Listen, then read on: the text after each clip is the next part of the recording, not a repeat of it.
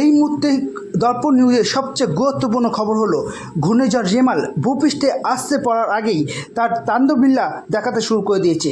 আজ রবিবার সকাল থেকেই আকাশে মেঘ ভার, তার সাথে দমকা হাওয়া ও বৃষ্টি চলছে মাঝে মাঝে। আলিপুর আবহাওয়া দপ্তর সূত্রে খবর, আজ রাত 11টা থেকে 1টার মধ্যে এই ঘূর্ণিঝড় তার তাণ্ডব লীলা দেখাতে শুরু করে দেবে।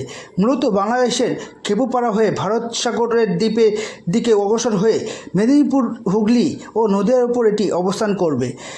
নদীয়ার উপর এটি যখন অবস্থান করবে তখন ঘন্টায় 80 থেকে 100 কিলোমিটার বেগে ঝড়ো হাওয়া ও বৃষ্টি হবে ওই স্থানগুলোতে। ভূপৃষ্ঠে আসতে পড়ার ঠিক আগের মুহূর্তে তার কেন্দ্রীয় স্থানটি কোথায় তা আমরা তুলে ধরছি শুধুমাত্র দর্পণ নিউজের পর্দায়।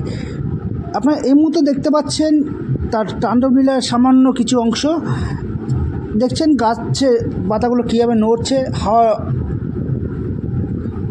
ঠিক এই জায়গাটি কেন্দ্রীয় স্থল, বাংলাদেশের সেই খেপুপাড়ার খুব কাছাকাছি চলে আসছে ঘূর্ণিঝড়টি।